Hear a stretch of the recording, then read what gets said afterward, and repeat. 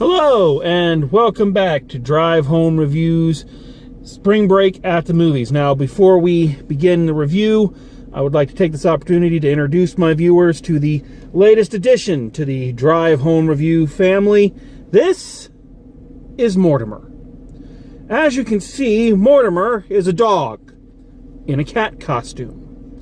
Now, I know what you're probably thinking is, what the hell is this? A dog in a cat costume? And to those people I say, you got a lot of nerve, buddy.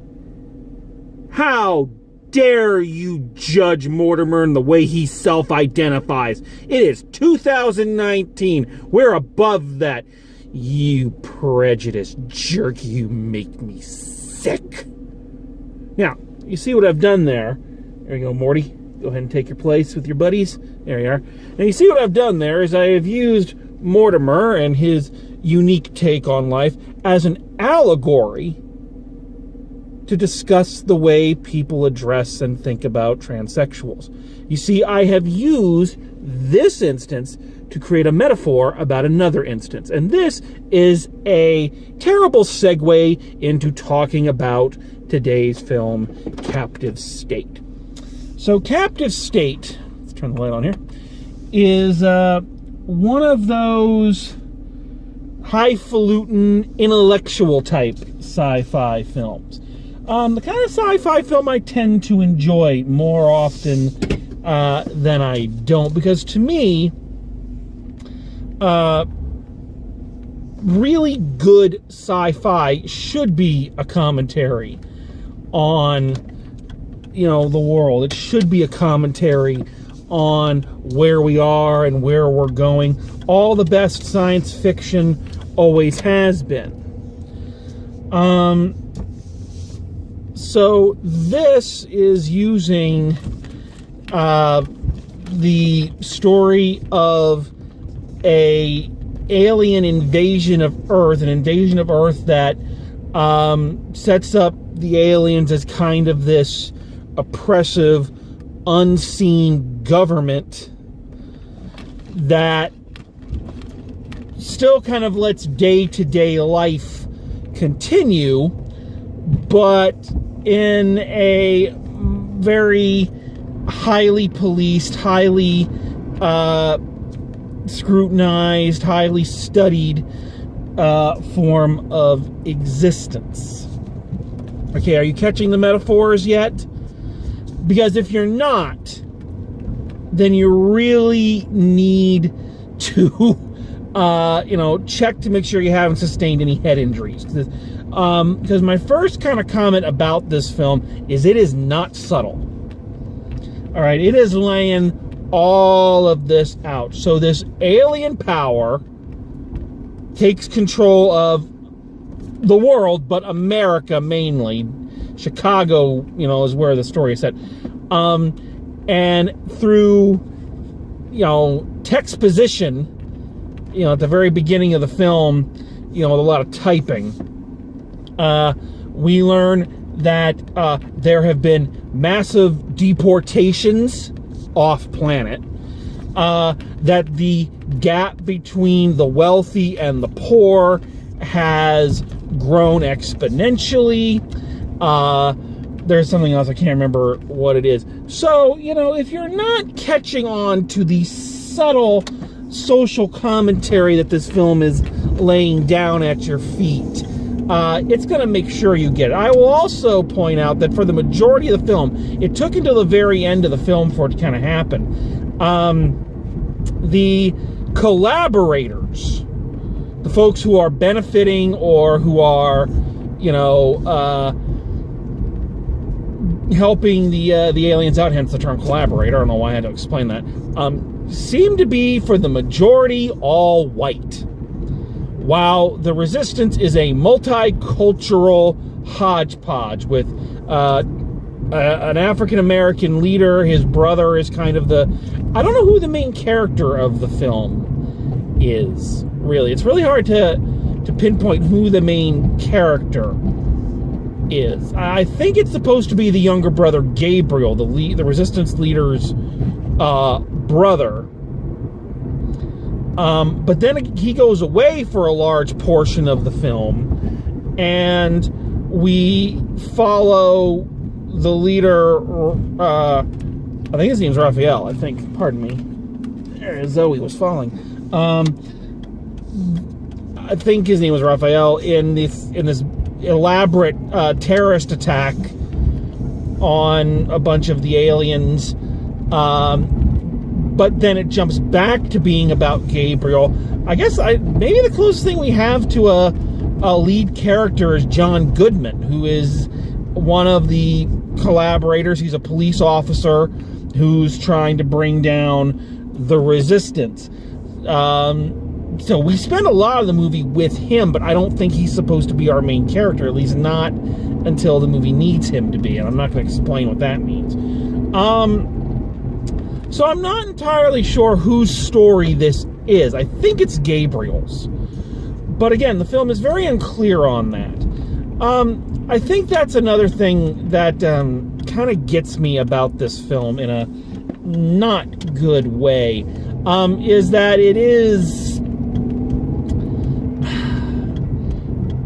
it's very sure of its own artistic importance. And I think that is a problem. I think that's a problem when any film is a little too aware of how important it's trying to be and how, topical it's trying to be. The film feels very pretentious.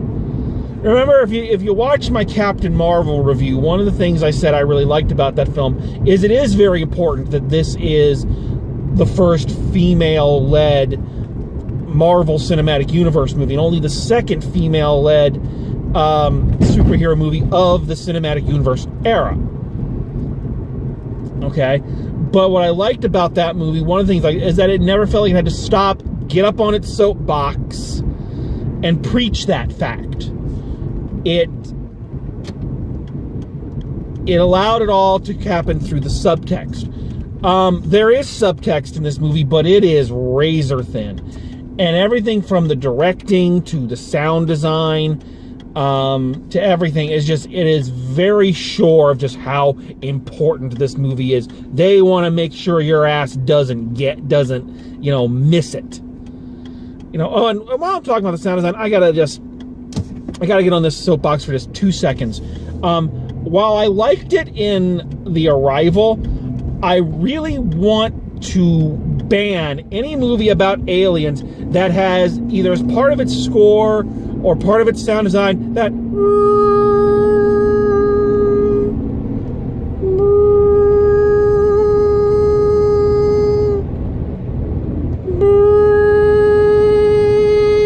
for long stretches of silence, except for that one weird unearthly sound effect. So yeah, I think that's kind of the main thing that got me about this movie, is that it is not subtle. And I think it has a good enough story, and it's told in a good enough way that you could afford to have been a little subtle with it and let us, the audience, kind of make the connections for ourselves instead of, spelling out everything so blatantly for us. Yeah, that's kind of that's one of my big issues with the film. My other big issue with the film, the aliens look ridiculous. They do not look scary. They do not look intimidating. They look frickin' ridiculous. And I think this would have been a movie, again, going back to the subtlety, I think this would have been a film that would have benefited very strongly from not showing us the aliens. Show us the ships, show us the technology, but you don't have to show us the aliens. There are two versions of the aliens in this. There's them kind of just out, natural, and then there are, I guess, the hunters or something they call them. Something weird. for when, shit goes down and they need to bring in the alien SWAT team. So now you have the aliens in their battle armor, which look like the Green Goblin armor from Spider-Man back in 2002, and people were making fun of that then.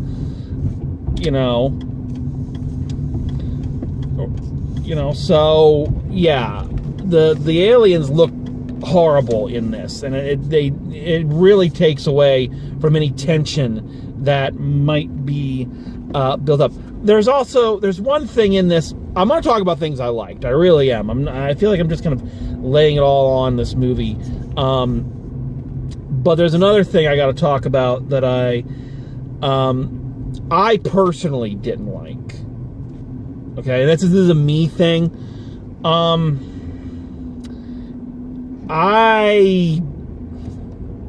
Like I say, a big chunk of this movie, and one of the good parts of this movie is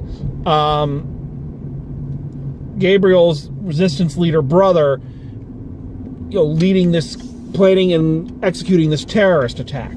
How they go about it, the means of communication, how they plan things, what they're going to do. It's really interesting procedural. It's really cool how they're, existing and getting around the alien security and all that. That's all really good. But here's the problem I have. Even in a movie like this, which is supposed to be, us resisting and going against, our evil oppressors, I'm sorry, I've lived through too many terrorist attacks. Both foreign and domestic. I mean, 9/11, Oklahoma City, I've lived through some terrorist attacks, folks. And I have a hard time in any film going, yay, terrorist attacks, yay! Maybe if they were just perpetrating, the terrorist attacks against the aliens, maybe I'd be able to detach a little bit. But their plan is to plant a bomb onto one of the government officials when he goes to meet with them, and they blow some of the aliens up, and they blow up like 5 or 6 people and who knows how many bystanders.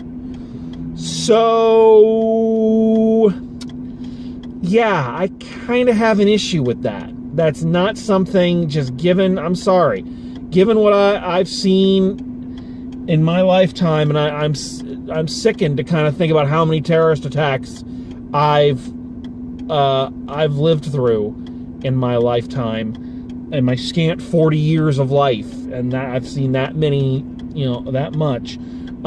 I can't get behind that, and you're supposed to get behind that. You're supposed to be going, oh, I hope they succeed, and there is that part of me that's doing that during the scene, because the scene is really well done.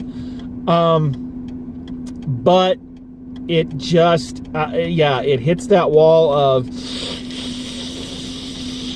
I felt the same way when I saw Rogue One, and I loved Rogue One, but they had that scene on the planet where the rebels were attacking the Empire, and it was made to look like a bunch of like Al-Qaeda guys attacking a military convoy, and it's like, I don't really like that, sorry, I don't really, I mean, I know that's technically what it is, but I don't think that imagery is a good thing to associate with your science fiction movie.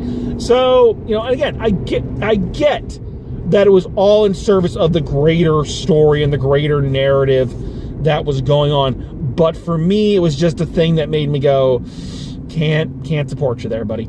So I feel like I've come right out the gate and really been hammering this movie. So you're probably thinking, well, he didn't like the movie. I'm going to say I didn't mind it. I like good, thoughtful science fiction. I think that's science fiction at its best. And I think this is really trying to communicate deeper ideas and, deeper elements in it. And I think in some ways it really succeeds. And it does that through a lot of subtlety. And that seems to fly in the face of what I said before. It does it with a lot of filmmaking subtlety. The story is not subtle. Some of the filmmaking is. This is not a big Independence Day, the day we fought back kind of thing. It is not a big special effects spectacular. It is a much more on the ground, down and dirty, you're there kind of filmmaking. And it fits the story really well. I can't really say much about a lot of the performances because none of them were really on screen or did enough or said enough to really leave an impression, with, of course, the notable exception of John Goodman, who is, I am more and more convinced with every film he does, probably one of our greatest living actors. And the fact he's not recognized as such is kind of an insult. He's fantastic in this because he's fantastic in everything. One of those guys you're like, how come this motherfucker's never been nominated for an Oscar? How many films has he been in that have won Best Picture? At least 2 that I can think of, and he's never been nominated? Come on, we need to fix that, folks. But I guess that's a good thing. It's the performances, because they are supposed to be like regular people and whatnot. So I guess, the performances not leaving a big impression is actually part of the point. They're not supposed to. They're supposed to be people who blend into the background and disappear. So I guess in that respect, it works. I also did love, even though, like I said, it made me very uncomfortable, I did love the procedure of how they were going to carry the attack out and the things they had to do to get past the alien security and get past their spy drones and how it was going to be carried out and all that.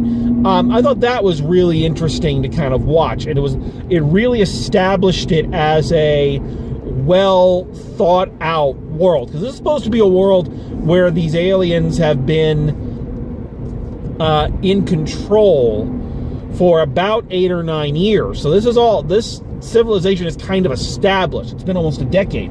So little things like that, here's an example. So the aliens, I guess, put little bugs in everybody's neck to kind of track them, get digital information somehow. Well, the first thing the resistance guys do is they get those things taken out, and you have to have a special procedure to do it. It's not just something you can just cut it out for whatever reason. They don't really explain why. But one of the guys who does it dies right away, so you can tell it's a dangerous thing. But then they go to a coroner who was able to get the bugs out of several high-ranking people who have died, and he's going to hide their deaths until he can only hide them for a certain amount of hours. So he says, until that time, you can use their bugs, and people are going to think that it's just, and it's going to get you into wherever you're going to go. People just think it's them when they're tracking them, but at this time point, I have to report it, and then you're going to get caught. So, a really well-established world, a good ticking clock, MacGuffin. So, it really establishes a well-thought-out civilization that has been living this way for a certain amount of years. So, I also think it's interesting that we never, aside from 1 or 2 instances, aside from the police state, which is never a good thing, and 1 or 2 other instances, we're never really told or shown that the aliens are really doing anything that bad. The entire film is seen from the point of view of these resistance folks and the one cop trying to track them down. So you don't see the point of view of the well-off folk, which I guess is, again, part of it's not the very not subtle nature of this film. They don't want you to see that. They don't want you to sympathize with the government bug. But at the same time, they're telling us, oh, they're going to do this, oh, they're going to do that. But we don't actually see a lot of evidence of it. So there's always this kind of thing in the back of your head going, are the aliens really that bad? are they really bad, or are these people just assuming they're bad? And I was waiting for some kind of twist at the end, and there is a twist. I don't know if it's how twisty it really is, but it is a twist. So yeah. So in that respect, it's a decent movie. But if I'm asked straight up, did I like it? I'm probably gonna say no. Probably gonna say I was a little bit more it's a slow boil film, so I was a little bit more bored than I thought I was gonna be at certain parts. Again, not having a main character to kind of focus on didn't help. So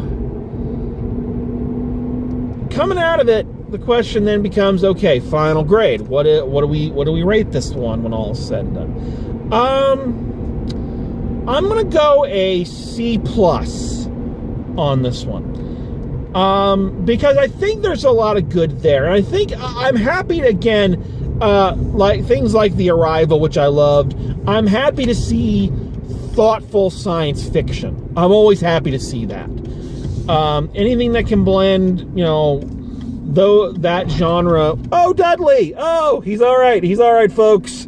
I need to get seatbelts for them. Anyway, anything that can blend, that genre with what it was kind of meant to be at its best, things like Star Trek and the Twilight Zone and whatnot, I think is always good. But I think the key to some of those is, again, the subtlety.